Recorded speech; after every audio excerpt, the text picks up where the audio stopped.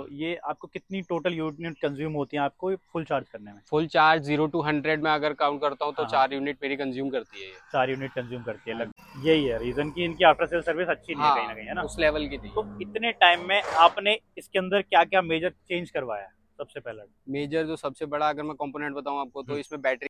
दोस्तों, आप सबका स्वागत है हमारे चैनल पे। आज हम लेके आए लिए ओनर रिव्यू जो कि रहने वाला है ओला S1 के ऊपर। और ये गाड़ी लगभग चल चुकी है 85,000। जैसे कि आप लोग जानते हो, कई लोगों का डाउट होता है कि ये गाड़ी रिलायबल है कि नहीं, इसका आफ्टर सेल सर्विस कैसी है, इसी के साथ साथ इसमें क्या कमी है, क्या अच्छा है, इन सब चीज़ों के ऊपर बात कर लेंगे। बिना देर करे ओनर को इन्वाइट कर लेते हैं और हम आपको एंड में ज़रूर कैलकुलेट करके बताएंगे अगर आप पेट्रोल वाली गाड़ी लेते तो आपका क्या खर्चा आता इतने चलाने में। इन दोनों के बीच में डिफरेंस भी बताएंगे। और जो ओनर है वो हमारे लिए काफ़ी स्पेशल है, काफ़ी दूर से आए हैं, पहले भी ये आए थे हमारे वीडियो में। सबसे ज़्यादा देखी जाने वाली वीडियो हमारे चैनल की वही है। अब बिना देर करे वीडियो में इनवाइट कर लेते हैं अपने ओनर को। हेलो। हेलो भैया। छोटा सा इंट्रोडक्शन दे दीजिए अपना। भैया जैसे कि मैं पहले भी आ चुका हूँ हाँ। आपके चैनल पे, तो मेरा नाम हिमांशु है और ये हमारा दूसरा वीडियो रहने वाला है। और जैसे कि भैया ने बताया कि भैया के चैनल पे सबसे ये ज़्यादा सबसे देखी जाने ज़्यादा वाली देखे वीडियो ना है, हाँ। जाने वाला वीडियो है, हम्म। तो थैंक यू अगेन भैया। मैं सबसे पहला ये क्वेश्चन पूछना चाहता हूँ, आपको कितना टाइम हुआ है इसको लिए हुए गाड़ी को? इसको बॉस मेरे को अब 3 साल से ज़्यादा हो गए। 3 साल हो गए हैं। हाँ, 3 साल में आपने कितनी चला दी है? 3 साल में अब ये मेरी अभी चल गई है आपका 84,500। 85,000 के आसपास चल हाँ, चुकी है एटी गाड़ी, है फाइव ना? थाउजेंड हाँ। तो इतने टाइम में इस गाड़ी ने आपको मतलब कि कितना परेशान किया? सबसे पहले तो ये बताएंगे, क्योंकि सबसे बड़ा डाउट लोगों का क्या रहता है कि इसकी आफ्टर सेल सर्विस कैसी है। जैसा कि ओला का ना मार्केट हाँ। में एक ट्रेंड भी हो रखा है कि हम्म। लोग लेते हैं हम्म। क्योंकि फीचर्स इसमें काफ़ी ज़्यादा हैं। बिल्कुल। बट क्या है ना कि जो इसकी मार्केट जो खराब हो रही है वो सिर्फ हम्म। ओला के सर्विस की वजह से ही हो रही है। आफ्टर सर्विस इनकी उसके जो सेल्स है हम्म। उसके कंपैरेटिवली मतलब बहुत बेकार है। डाउनग्रेड है। Okay okay. तो इसकी वजह से ही इसका जो जितना भी डीफेम हो रहा है वो हम्म। इसी वजह से हो रहा है। तो एक मोस्ट ऑफ द मतलब जो मोस्ट स्ट्रॉन्ग रीजन है ओला को नेगेटिवली देखे जाने का लोगों के थ्रू, तो वो यही है। यही है रीज़न कि इनकी आफ्टर सेल सर्विस अच्छी नहीं है कहीं ना हाँ, कहीं, है ना? उस लेवल की थी। तो इतने टाइम में आपने इसके अंदर क्या क्या मेजर चेंज करवाया सबसे पहले? मेजर जो सबसे बड़ा अगर मैं कंपोनेंट बताऊं आपको तो हम्म। इसमें बैटरी के बाद में एक मोटर आता है। हम्म। तो मोटर मेरी चेंज हो चुकी है। मोटर कितने किलोमीटर पे चेंज हुई आपकी? मोटर मेरी चेंज हुई थी अराउंड 53,000 समथिंग पे। 53,000 पे। हाँ। तो मतलब क्या इशू क्या रहा था उससे पहले उसमें? इशू एक्चुअली क्या था, इशू मोटर में ऐसा कुछ था नहीं technical as such. Hmm. But क्या है कि जैसे ये इलेक्ट्रिकल है तो इसमें क्या है कि सारी केसिंग और जो भी सब कुछ है कवर अप रहता है। ठीक है। ठीक है, तो उसमें क्या होता है कि जब आप कभी सर्विस सेंटर पे लेकर के जाते हो टेक्नीशियन को हम्म। देते हो तो टेक्नीशियन क्या करते हैं कि वो हाँ। अपने अकॉर्डिंग काम करते हैं उसमें। ठीक है। अब आप इसके अंदर देख नहीं सकते, आपको हम्म। पता नहीं है कि आपको इतना नॉलेज नहीं है इसके बारे में कि आप सारी चीज़ें गैस कर पाओ कि हाँ भाई हम्म। ये चीज़ थी ठीक है, ये चीज़ नहीं है। ठीक है। तो किसी सर्विस टेक्नीशियन ने क्या किया क्या कि बताया कि इसमें कमी है? नहीं हाँ। उसने बताया नहीं एक्चुअली हाँ। क्या हुआ कि इसमें मोटर और मोटर के साथ में जो कंट्रोलर होता है, हम्म। जो मोटर से जो पावर आउटपुट जाता है बैटरी ठीक के है। ठीक थ्रू, है। वो उसको कंट्रोल करता है। तो उसमें क्या रहता है कि उसमें हम्म। ना 3 वायर्स हैं। ठीक है। वायर कनेक्टर के थ्रू इसमें कनेक्ट हो रखी है मोटर हम्म। से कंट्रोलर में। हम्म। तो उसने क्या किया था, जो उसके ऊपर ना कवर होता है, हम्म। वो कवर होता है उसको डस्टिंग से पानी से उससे हम्म। सेफ रखने के लिए। हम्म। उसने क्या किया, जब वो केसिंग लॉक करी ना तो उसने वो जो कवर थे हम्म। वो हटा दिए। ओके, अब जिससे वो पानी चला गया उसमें। हाँ, अब उसमें पानी चला गया धीरे धीरे उसमें। जैसे बारिश का मौसम आता है तो उसपे हम्म। क्या होता है, धूल जम जाती है, डस्ट हाँ जम हाँ। जाती है। तो वो सारा स्लज उस पे जम गया टाइम के साथ में। तो जैसा आपने बताया उनके द्वारा हुआ, तो आपने किसी को जाके कंप्लेंट नहीं करी इस चीज़ के ऊपर? उसका नहीं कर सकता मैं, क्योंकि क्योंकि देखो आपके पास कोई प्रूफ नहीं था। हाँ, हाँ मतलब मैं ऐसे सॉलिड प्रूफ नहीं था मेरे हाँ पास। हाँ हाँ। बट मुझे हाँ ये पता था कि क्योंकि ये चीज़ मैकेनिक के अलावा या सर्विस टेक्नीशियन के अलावा हम्म। कोई नहीं करेगा। हम्म। तो ये फॉल्ट तो वहीं से था। तो मोटर जो चेंज हुई, आपका क्या कॉस्ट लगा उसका? मोटर एक्चुअली बस मैंने सर्विस सेंटर से नहीं करवाई थी, क्योंकि सर्विस सेंटर से अगर मैं करवाता तो मेरे को कंट्रोलर और मोटर दोनों चीज़ें चेंज करवानी पड़ती। तो मैंने ये आफ्टर मार्केट जो थर्ड पार्टी जो होते हैं हाँ बंदे, हाँ हाँ। जो लोकल मैकेनिक्स वगैरह होते हैं, हम्म। उसमें ही जैसे ओला के कुछ टेक्नीशियंस होते हैं जो पहले जॉब कर चुके हैं वहाँ पे, हम्म। तो वो क्या करते हैं कि जब उनको कुछ इश्यूज रहते हैं उनके, तो वो क्या करते हैं कि अपना छोड़ देते हैं और मतलब आफ्टर मार्केट काम करते हैं वो लोग। हाँ हाँ हाँ। तो उनके थ्रू करवाई थी मैंने, तो मेरे को मोटर और कंट्रोलर दोनों का पड़ गया था 32,000। 32,000 का कॉस्ट हाँ पड़ा आपको बैटरी हाँ। का, सॉरी मोटर का। उसके सिवा आपने कुछ चेंज करवाया जो कि काफ़ी कॉस्टली पड़ा आपको? उसके सिवा जो एक उसके कंट्रोलर भी बता रहे थे मेरे ख्याल से आप। कंट्रोलर वो मोटर 32,000 में इंक्लूडेड था वो। उसके साथ ही इंक्लूडेड हाँ था। हाँ हाँ। तो जब ये आपने स्कूटी ली थी, ईवी ली थी, तो जी, उस टाइम भी आपको कितने की पड़ी थी ये? उस टाइम मेरे को ये 138। 138। हाँ, और ये अपना कौन सा वाला वेरिएंट है? ये S1? जेन 1 वेरिएंट है, S1 Pro। S1 Pro। हाँ जी, ओके। 4 किलोवाट का। तो ये मतलब कितना रेंज देती थी और अब कितना देती है हाँ बिल्कुल, उस टाइम पे? ये जो जिस टाइम मैंने ली थी उस टाइम पे हाँ, राउंड अबाउट ये कह सकते हो आप 1.5 2 साल तक इसने मेरे को बहुत अच्छा रेंज दिया। हाँ अच्छी रेंज दी थी। अच्छा रेंज किस मतलब कितना? कितना मैं बताऊंगा आपको, अगर हाँ, सिंगल मतलब पर्सन है तो उसमें आपको ये मैक्सिमम दे देगी 145। 145। ठीक है, ओके। नॉर्मल। जैसा आपने बताया था पहले लगभग ये दे देती थी 145 का रेंज है ना? हाँ जी, और वो नॉर्मल मोड पे देती थी, इको मोड में? नॉर्मल में। नॉर्मल मोड में। हाँ, तो इको मोड में कितना दे देती थी? इको मोड में 155 157 राउंड। 155। और हाँ अब जी, कितना रेंज दे देती है? अब नॉर्मल में विद सिंगल पर्सन अगर आप चलाते हो तो आपको 130 हाँ हाँ, 127। के आसपास दे दी। कोई हाँ मेजर जी, ड्रॉप नहीं लगेगा मुझे नहीं इतने टाइम के हिसाब से, हाँ है ना? जी। नहीं नहीं, तो सॉरी, आप बता रहे इको मोड में तो क्यों नहीं चलाते थे, ये बता रहे थे ना? हाँ, इको मोड में एक्चुअली जो रेगुलर हम्म अगर आप ड्राइव कर रहे हो या आप कहीं ऑफिस से जाना है, आपको घर हम्म, जाना है या कोई लंबा डिस्टेंस है तो आप इको मोड में पावर आउटपुट इसका एक्चुअली ज़्यादा कम हो जाता है। ठीक है। तो वो उतना सफिशिएंट रहता नहीं है कि आप ट्रैफिक हम्म। वगैरह टैकल कर पाओ। बाकी आपको इसके अंदर कमी क्या लगी बाइक वो ईवी के अंदर? और पॉजिटिव्स के ऊपर आगे बात करेंगे, हम सबसे पहले बात कर लेते हैं नेगेटिव्स के ऊपर। हाँ जी बिल्कुल। हम्म नेगेटिव्स एक्चुअली इसमें हम्म, जो मेजर नेगेटिव है वो है हाँ। इसका बिल्ड क्वालिटी। हम्म। और बिल्ड क्वालिटी के अलावा जो इन्होंने सॉफ्टवेयर भी दिया है तो सॉफ्टवेयर में भी कई बग्स हैं। ओके। तो एक एक्सपीरियंस वो भी ख़राब करती है चीज़ का। हम्म।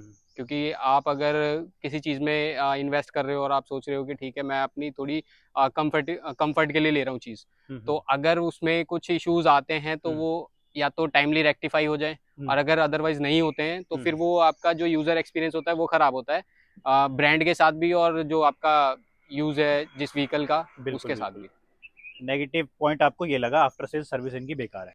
तो नेगेटिव पॉइंट तो हमने बात कर लिया, और क्या मेजर आपने चेंज करवाया उसके ऊपर बात कर लिया है। हाँ जी। पॉजिटिव्स क्या लगे आपके आपको इसके अंदर? पॉजिटिव सबसे बड़ा तो यही रहता है, अगर आप एक ईवी लेते हो और आपका राइडिंग किलोमीटर्स जो डेली हम्म, के अप डाउन है या जो हाँ भी हाँ हाँ। कम्यूट है आपका वो अच्छा खासा है। हम्म, तो सबसे बड़ा पॉजिटिव तो यही रहता है कि वो आपके लिए कॉस्ट इफेक्टिव होता है काफी ज्यादा, हाँ। कंपैरेटिवली आपका जो अब अगर जैसे बजाज का सीएनजी आई है, हाँ हाँ हाँ। तो अगर आप उससे भी कंपेयर करते हैं तो उससे भी बहुत चीपर है ये। वो पर किलोमीटर के हिसाब से चलती है ना? हाँ, क्योंकि पर रुपये किलोमीटर, हाँ। सीएनजी और पेट्रोल में ज़्यादा डिफरेंस है नहीं। बिल्कुल बिल्कुल। ठीक है, तो ईवी में क्या है कि आपको चार्ज करना है, जस्ट आपके जितना कंजम्पशन आपकी बैटरी हम्म। यूनिट घर में कंज्यूम हो रही है, हम्म अकॉर्डिंगली वही रेट लेगा वो। हम्म। तो आपका जो पर किलोमीटर कॉस्ट होती है वो बहुत कम आती है। पर किलोमीटर कॉस्ट काफी कम आती है। तो हाँ, ये आपको कितनी टोटल यूनिट कंज्यूम होती है आपको फुल चार्ज करने में? फुल चार्ज 0 to 100 में अगर काउंट करता हूँ तो हाँ हाँ, 4 यूनिट मेरी कंज्यूम करती है ये। 4 यूनिट कंज्यूम करती है हाँ जी, लगभग 36 के आसपास। 36 हाँ जी। 36-40, कहीं जगह 10 यूनिट का भी रेट हाँ, लगता है। एक्चुअली तो लगभग, दिल्ली में है मेरा तो शायद से वो 3 या 3.5 पड़ता है पर यूनिट का। बाप रे, आपका तो और बहुत सस्ता हो गया। हाँ वैसे हम एवरेज यहाँ के हिसाब से निकालें तो हाँ, लगभग आपका 30 पैसे किलोमीटर के हिसाब से निकलता है ना? बिल्कुल बिल्कुल बिल्कुल। और जो नॉर्मल बाइक अगर लें तो वो 2 किलोमीटर के हिसाब से चलती है। 2 रुपये पर दो किलोमीटर रुपये के हिसाब किलोमीटर से के हिसाब से, बिल्कुल। सॉरी। तो इन सब के हिसाब से जो 85,000 लगभग चल चुकी है गाड़ी, तो इतने में हमारी जो पेट्रोल गाड़ी होती है उसका कॉस्ट आ जाता 1,70,000 के आसपास। और इनका ईवी है, तो इनकी मतलब ईवी स्कूटी है, तो इसलिए इनके जो कॉस्ट लगी होगी मेरे हिसाब से, जो इलेक्ट्रिसिटी की, वो लगभग, इनके यहाँ तो और कम है इसलिए तो हम वो बता नहीं पाएंगे। तो जो कॉस्ट लगी लगभग 24-25 के आसपास पड़ी होगी, है ना? हाँ जी, तो कितना ह्यूज डिफरेंस है, जो अगर मेजर पार्ट भी चेंज करवा दो, अपनी जो एडिशनल कॉस्ट आपने पे करी थी उसके हाँ बाद भी आपको लगता है आपने पैसे बचाए हैं। बिल्कुल बचा है। कितने बचाए होंगे? लगभग 1 लाख तो सीधे सीधे बचा लिए होंगे। 1 लाख अगर देखो, मैं एक्चुअली इसमें अभी दिखाता भी है मेरे को, हाँ हाँ हाँ। जो इसकी स्क्रीन है इसमें दिखाता है कि आपने कितना कॉस्ट ऑफ फ्यूल सेव किया है ओ, ये भी इतने दिखाता है। किलोमीटर्स पे।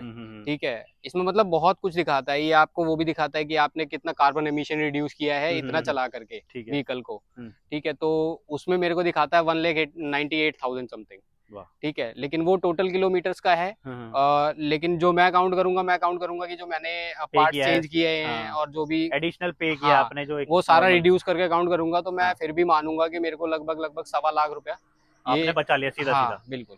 जो कि काफ़ी अच्छा कॉस्ट है। ऊपर से कहीं ना कहीं आपको जो भी प्रॉब्लम फेस करी है आपने, उसके आगे सारी फेल हो जाती है ना? बिल्कुल कि आपने जो भी स्ट्रगल किया कि मेरे को कहीं रास्ते में स्कूटी खराब हो जाती है, कुछ हो जाती है, इनके जैसे आपने बताया था।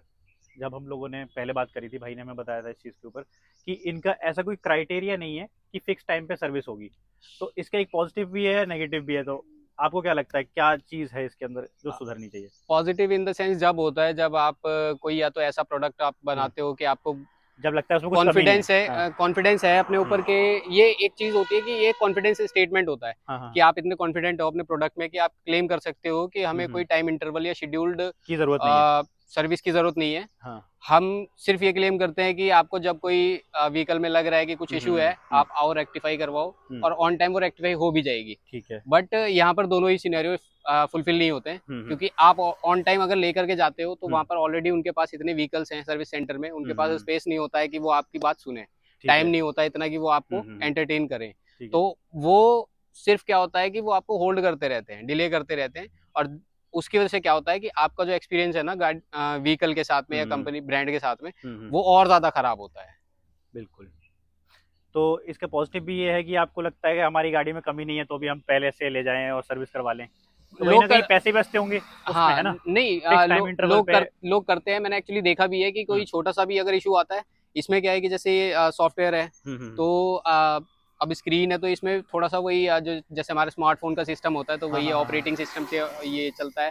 तो कई बार क्या होता है कि सॉफ्टवेयर इतना ज्यादा अपडेट नहीं है अभी, मतलब उतना स्केल पर नहीं है, तो क्या होता है कि लैग करता है। ये लैग करने का एक रीजन ये होता है कि जब आप काफी टाइम तक चलाते रहते हैं, स्कूटर को रीबूट नहीं करते हैं, तो जब इतना बड़ा व्हीकल है उसमें BMS है, MCU है, सब कुछ है, वो अलाइन हो रखा है एक सॉफ्टवेयर से, और एक ही सॉफ्टवेयर आपका पूरा व्हीकल ऑपरेट कर रहा है। तो उसमें क्या होता है कि जैसे हमारे फोन में होता है ना, कैश मेमोरी भर जाती है, तो उसमें क्या होता है कि फोन हैंग करता है, एप्स नहीं चलते हैं। तो इसमें क्या होता है, इसमें भी वही होती है चीजें। आप ज्यादा टाइम तक अगर रिबूट नहीं करते हो, वैसे ही होना चाहिए कि शेड्यूल्ड आपको हफ्ते में या 10 दिन में एक बार रिबूट कर लेना चाहिए, ताकि इसका सॉफ्टवेयर जो होता है वो एक रिफ्रेश हो जाता है। तो वो ज्यादा आपको परेशान नहीं करता।